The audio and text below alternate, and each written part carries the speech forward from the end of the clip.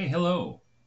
Um, Today I want to talk about the war on women and the war on fertility. Perhaps you've noticed. But I want to start actually, I know I can always start, but you can't help it. You're an English professor. That's the stuff you do, right? I'm going to read a little paragraph from Thomas Merton. I know I read him before, but I'm not even a big Thomas Merton guy, but he just came up a lot this week. This is from his prose poem, Hagia Sophia, which means holy wisdom. I'll just read the very first, several lines, right?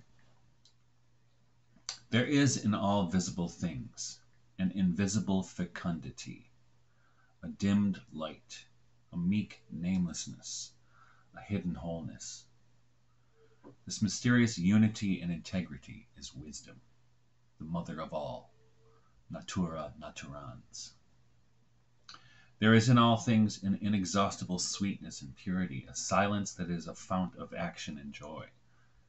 It rises up in wordless gentleness and flows out to me from the unseen roots of all created being, welcoming me tenderly, saluting me with indescribable humility. This is at once my own being, my own nature, and the gift of my Creator's thought and art within me. My speaking is Hagia Sophia, speaking as my sister, wisdom. All right. Now, as you may or may not know, I've written a bunch of books on sophiology, which is the study of wisdom. I don't want to get into the whole thing, but one of these days I will do another sophiology or Sophia video. There is one, if you can watch. It's an older one. I think it's called "What is Sophia" or "Who is Sophia?" So you might want to check that out if you're interested in more, or you can read my books. But what's interesting to me about that little passage from Thomas Merton is he starts with, break it down again. There is an invisible things. There is in all visible things an invisible fecundity. Now, what does that word fecundity mean, right? If things are fecund, what are they? They're fruitful, right? They're fertile. And I'm a biodynamic farmer, and so I live daily with animals and plants. In fact, I'm thinking, what am I going to get this garlic? And I'm going to plant a bunch of garlic. Do this next week or this weekend. And it's the weird thing, right? Is in the West, for most of my lifetime, fertility has been under attack. Fecundity has been under attack, and you know this because when I was little, but in the 1960s, I was a child. It wasn't even probably not even in school yet. That there were these books like the coming population bomb, right? So if you read that book in 1968 or 67, we should all be dead by now. We're not.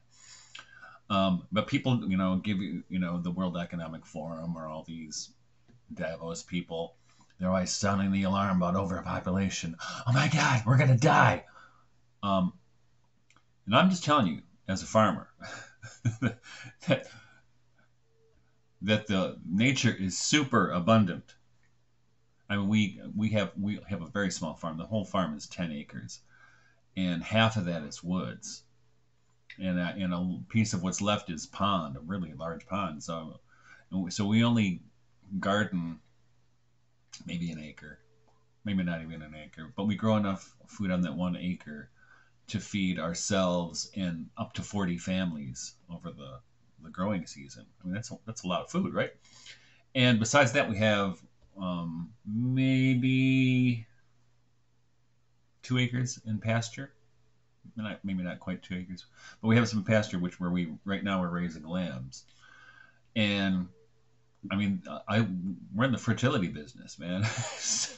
so fertility and fecundity are things that I live in. I just live about it now.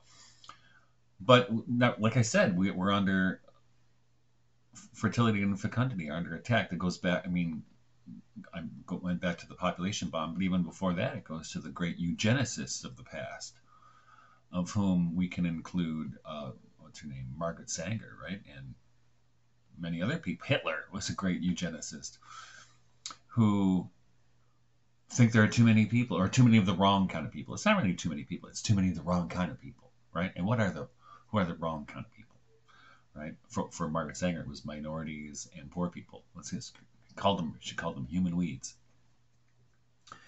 Um, and we also know that through the last several generations, certainly since I was a teenager, and with the rise of the birth control pill, that fertility, meaning a woman's body working how it's supposed to work, has been treated as a disease. And it was interesting. So even the girlfriends I had when I was a teenager, they would go to the doctor because they had acne or something. And this is a common thing this is the 70s and 80s. It was a common thing then, and it might still be, I don't know, for the doctor to prescribe birth control pills because it clears up your skin. Which is weird, right? I didn't come here for birth control pills. I came here to clear up my skin. Well, this will do both. It'll clear up your skin and keep you from having babies. I wonder what the girl's not sexually active, right? So it's kind of an interesting thing. And we saw, I think over the last 5 years, how very often the medical establishment is co-opted into pushing treatments and drugs that don't really work for what they're supposed to, or do serious damage to the human organism, right? And so treating female fertility as a disease and trying to change the proper functioning of a woman's body is kind of mind blowing, right? And of course we've seen lots of this happen over my lifetime for sure. That more and more people are trying to destroy fertility or trying to control it in some way, even the fertility of other people. You also see this in farming. And so what we do biodynamic farming, which is about as natural as you can get, but connected to the earth as you can get. In biodynamic farming, you treat the farm as a contained system, right? That you don't have any inputs in and all outputs. So you're not bringing things in from outside of the farm. Now we do bring in a little bit. We bring in feed for the lambs from off the farm, but most of the stuff they eat is grass from the pastures. They get a little bit of grain to fatten them up. And then probably we're not going to have them that long through the winter. I will buy some hay from a neighbor to get them through the end of December when they go to see Mr. Butcher. The Amish live around us. So we're dealing with this attack, but I think it's not just on fertility then. I was going to say in farming, we see with all the introduction of GMOs and all kinds of things that have been promoted in the last generation, which we know have destroyed the fertility of plants, and have compromised the nutritional value of the plants as well, which is, so for us, working biodynamically or organically it's kind of a holy responsibility to treat the earth in a sacred way, which is also connected to sophiology. But I think it's interesting if you look at that too. Not only has this artificial approach to procreation, which is be fruitful and multiply, and we're taught that that's something to be afraid of, but actually something to embrace. I have 9 children, by the way. But in addition to that, what's accompanied that is a diminishment and disfigurement of the feminine, right? Which is kind of weird if you think about it, but it works very slowly, these things. So I'll give you an example. So this is 20 years ago. So 20 years ago, where we lived at the time, we did not have curbside recycling. We don't have it here either. But, so, and the recycling center was only open on Saturdays, like from 9 to 1. So I had to schedule myself to get there when it was convenient for the township and not for me. But anyway, so one Saturday I go there, and you know how those big bins are. If you've seen those big, roll off bins. And I was throwing my stuff in the dumpster, but I noticed next to me, it had fallen out of one of the dumpsters, and it fell on the ground, and upside down was an old magazine, and I wouldn't have picked it up, but it had a cigarette ad on the back. And not that I'm a big cigarette ad guy, but I, if you know, as I do, that cigarette ads have been banned in advertising and television for decades, probably since the 80s, I'm guessing. So I said, I wonder what that is. So I picked it up, and it happened to be a copy of Penthouse magazine, probably, I can't remember, like from the early 70s. But I was shocked when I picked it up. Not shocked, oh no, a naked woman. I was shocked because the woman on the cover looked so normal. She didn't look artificial. And the reason I was shocked is because I realized I had become acclimated to seeing women, like in the media, in a completely artificial way.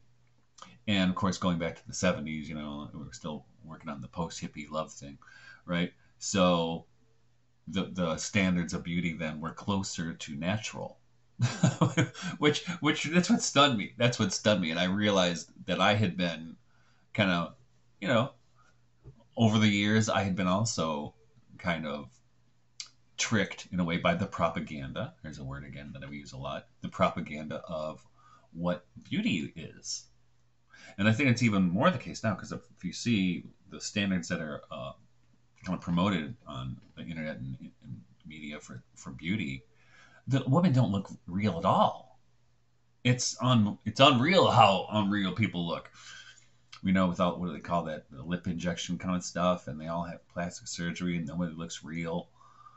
And it really is a destruction of the good, the true, and the beautiful, and it's actually a destruction of the feminine. And if you know Goethe, Johann Wolfgang von Goethe, the ending lines of his great play Faust, which people don't teach it anymore, but at least in this country, but it's worth learning. But his last lines are, "The eternal feminine leads us ever onward," because the idea is, and you can even see this in the Grail literature, right, where the females are the guiding spirits of Parsifal finding the Grail, right? That there's a beauty, truth, and goodness to it that is kind of intrinsic to the universe. And this is basically that's what sophiology is. It asserts that there is also a divine feminine that is intrinsic to nature and the universe and to God, that leads us ever onward, right? That calls to us. Jakob Burma calls it the kiss of Sophia, and I love that image.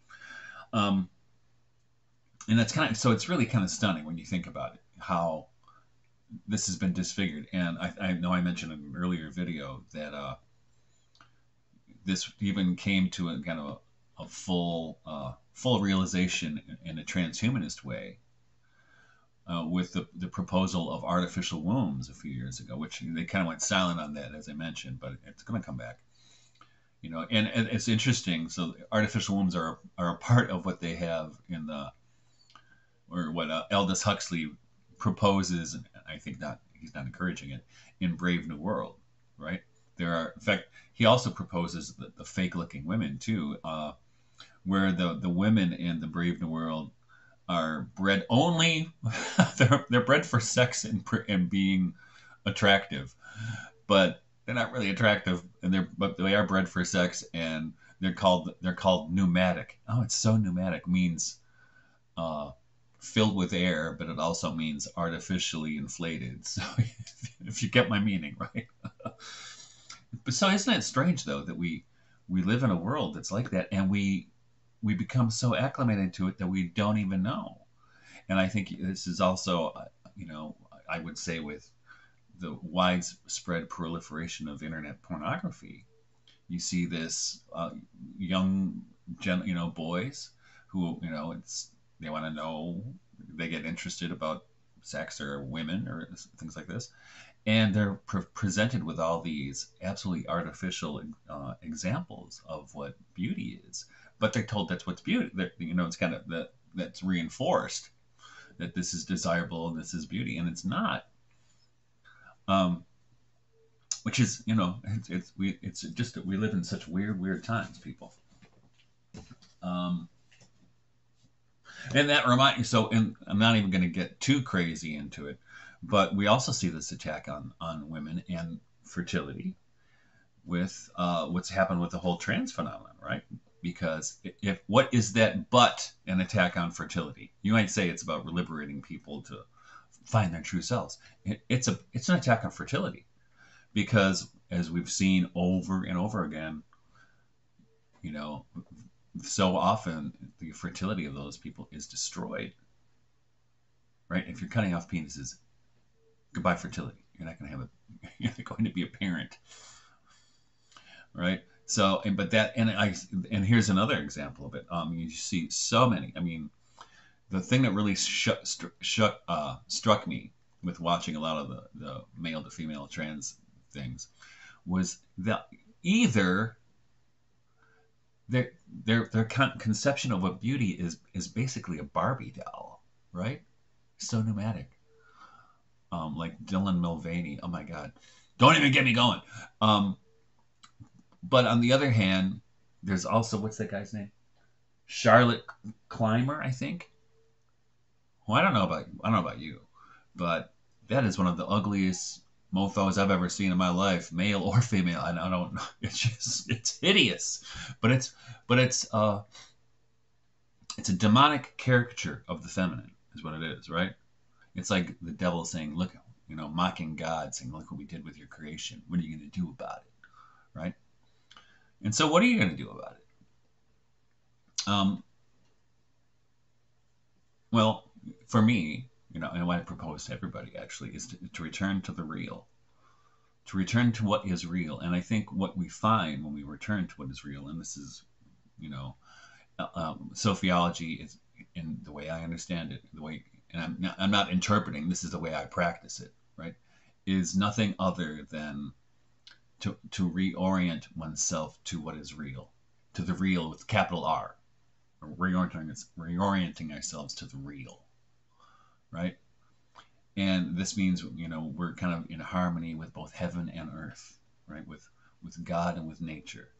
And the conduit, or the metaxu, the between for that, is Sophia, right? It's wisdom, as Merton is saying in that really great prose poem of his. So I think, that you got to think about this, because if we're not oriented to what is real, we're disoriented, right? We're disordered. And I think we certainly live in a disordered world. In fact, it was the strangest thing, being in academia. There used to be this whole thing where people were, especially feminists, whether they were male or female, complaining about the violation of the male gaze, which is, I'm sorry, that's what love poetry is. And it's funny, my book, Mythologies of the Wild of God, it's filled, I shouldn't say filled, but it's got quite a few love poems to my wife, which she hasn't read. I said, "Why don't you read them?" She said, "I know what you're going to say." But we've been married for 32 years. But I would like to read you, to conclude, kind of short video, this piece from Kenneth Rexroth. Now, he's kind of fallen into neglect, which is a damn shame, because Kenneth Rexroth was a great poet. He was associated with the Beats, but he was a little bit older than the Beats. But they all, had a lot of respect for Rexroth, and I'm sure and he was a really great writer. I'm really stunned when I read him how wonderful his prose style is, but his poetry is off the chain good. I'm going to read the last through 3 stanzas of this really long poem called "The Phoenix and the Tortoise," which let's try that. Which is also the title of the book that comes from. I think it was published in 1967. Oh my gosh, 1944. That's an old one. So 19 and Rexroth was deeply influenced by D.H. Lawrence, who you might know was trying to redeem sexuality, especially between a man and a woman, from the kind of anxieties that were part of that he was still living under from Victorian England, and also a kind of austere Protestantism or Anglicanism in his case, or I think maybe they were Methodists, but that kind of austere and uptightness about sexuality, even in marriage. But Rexroth wrote this beautiful poem about his wife. The last part is about his wife. It ranges all over the place. He's got stuff like, here's a great line: "War is the health of the state. Indeed, war is the state." 1944. The brother was on top of things. I would still say, as we know, that's how it still is. But he ends the poem with 3 stanzas about his wife and the revelation of the beautiful that comes through his wife, right? And this is what Goethe was talking about with the divine feminine. This is what Novalis is writing about in Hymns to the Night. This is what all the great love poets are writing about. It's the revelation. It's not only about physical beauty, it's about the transcendental beauty that is revealed through it. And I would suggest that transcendental beauty that we depict, and that's just in love relationships or in a beautiful woman or a beautiful man, but in nature or liturgy, those are all revelations of God that come through Sophia. We could talk about that at some other time. But here we go. Ready? "And out of this shall I reclaim beauty, peace of soul, the perfect gift of self-sacrifice, myself as act, as a mortal person. I walk back along the sand spit. The horizon cuts the moon in half, and far out at sea a path of light, violent and brilliant, reflected from high stratus clouds, and then again on the moving sea, the invisible sunrise spreads its light before the moon. My wife has been swimming in the breakers. She comes up the beach to meet me, nude, sparkling with water, singing high and clear against the surf. The sun crosses the hills and fills her hair as it lights the moon and glorifies the sea. And deep in the empty mountains melts the snow of winter and the glaciers of 10,000 winters. I'm sorry, 10,000 years. It's pretty extraordinary. And I'll read that first stanza again. "And out of this shall I reclaim beauty, peace of soul, the perfect gift of self-sacrifice. Myself as act, as a mortal person." You can see what he's doing in his beholding of the beauty, in his acknowledgement that there's beauty in his wife, and that her beauty is the beauty of the universe, and the beauty of the universe is her beauty. But he's also saying, shall I reclaim beauty? Shall I reclaim it? And shall we reclaim beauty? And I would suggest the beauty I would like to reclaim is not just the beauty of the feminine, but it's certainly part of it, but it's the beauty of the human. And furthermore, it's the beauty of fertility and fecundity and the richness of life, both the richness of the experience of life, but the richness of livingness itself. So here's what I invite you, brothers and sisters, to reclaim that beauty. To reclaim that beauty. The peace of soul, the perfect gift of self-sacrifice. Yourself as act, as a mortal person. because it's by doing this that we participate in the real, and there's nothing better than that. Okay, so as I always say, if you like it, give it a like, share with your friends, but also subscribe, but also leave comments. I would love to hear what people say, because I know what I have learned through my long ass life is that the intuitions I come to are not original. I think a lot of people have them. The only thing, my only difference is maybe I'm not not reluctant to say so because I'm Irish, and I have no filters. But other than that, I will see you next time, and God bless and carry on. Okay, take care.